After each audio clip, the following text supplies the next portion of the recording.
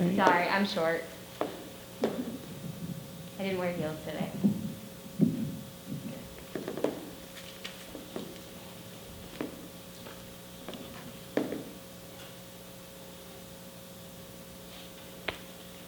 All set. Okay. So hi, my name is Sarah McCarthy, and I'll be talking about college here versus college there. So, real quick, so fast little fun fact, in total 347,000 students study abroad. This is coming from NASA, which is not an American company, and is pretty much the International Teaching Association. I believe the acronym is German. So, a little bit about myself real fast. I grew up in a military family, so I have spent a large portion of my life living overseas. And in January, I decided to only attend overseas colleges. I've spent my time here, time to move on to the next place, see what life would bring me. So I'm moving to Dublin in August.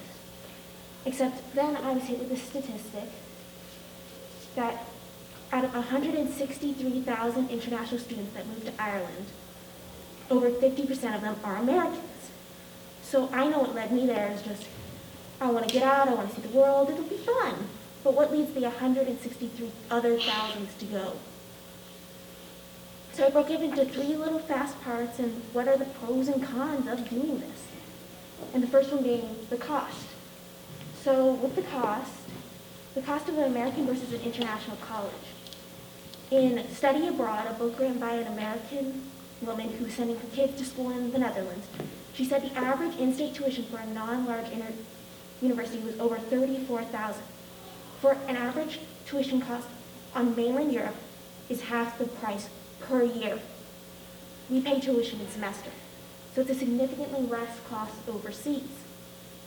And I actually read a very interesting article while researching that states that if 15% of the US population went to school overseas, US colleges would have to lower their tuition rates by 25% to remain competitive with overseas schools, which is kind of interesting. Then we have the cost of living. So while I'm moving to a city, Dublin or London or some other big place, it's probably going to cost a little more in rent and so forth, so that'll make up the money you saved by going overseas. But my favorite example for how both of these can apply is the, Tallinn University of Technology.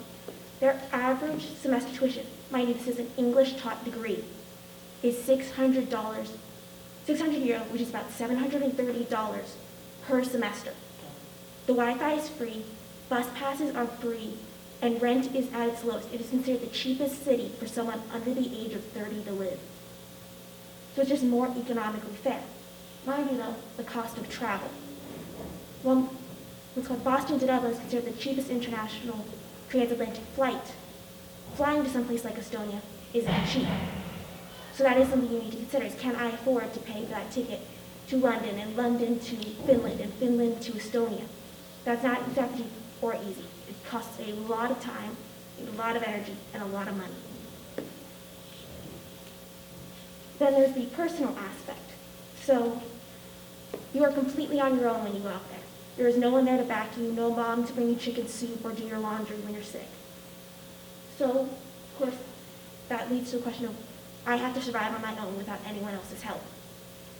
And then that's why I wrote this, because when COVID-19 hit, it was just genuinely acknowledged that I would probably be making this move alone. Now, I've moved internationally before, but I'd never done so on my own. I'd always had my mother or my father with me. But now I had to go abroad and be prepared to open a bank account in a country I didn't know and find a way to feed myself, get to the grocery store, and live on my own. So I wrote Moving to Ireland, the Student's Guide, which seems like kind of a silly thing, but everything is different outside of the US. So it's all the little things you need to consider. So I met with and interviewed all these students who went to Dublin and just asked them, what do I need to do to be ready for this? And what do I need to survive this? Then, of course, building of soft skills and employability. So international schools, when you attend their seminars and open days, they don't talk about how many kids graduate. Instead, they show you the pie chart of how many kids are employed in their field with 6 months of graduation. And that is what they brag, is employability. How employable are our students when we graduate them? and where they go on to be. Which is kind of cool since now, actually as a student who's moving there, I'll have to attend 3 business seminars over 4 years to graduate.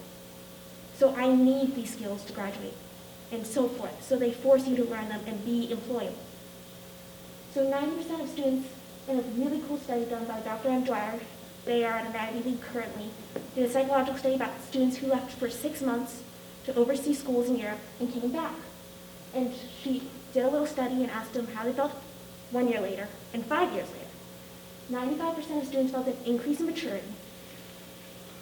96% felt an increase in self-confidence, and 95% left with a lasting impact on their worldview.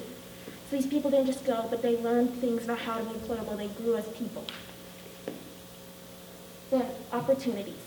That's always a big one because that's what pushed me that way first. I like to travel, so it made sense for me to go there. So the world is yours to explore. Inter-European travel is actually fairly cheap. Multiple students, while interviewing for my guide, stated that the taxi fare from dorms to the airport cost less than room, board, and ticket on their trip.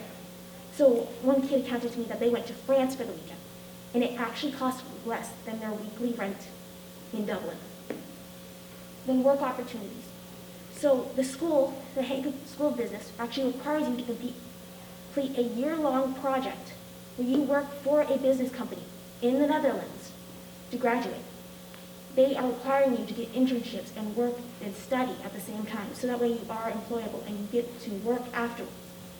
In fact, 95% of students who graduate from The Hague work for the companies later that they did their internships with. And then the experiences. You get to experience the world as your own. It is your oyster. You get to go around and do all these fun little things. So in conclusion, I believe the pros greatly outweigh the cons of travel. So while you're not always ready to be on your own, it'll teach you to be on your own, and you can grow as a person and save money and live this wonderful life. Thank you for your time, and I'll now open the floor for questions.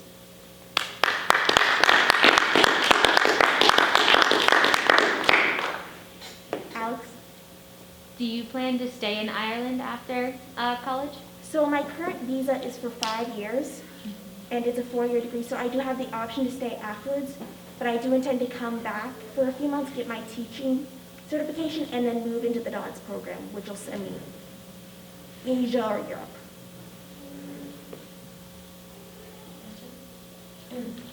Thank you, Sarah.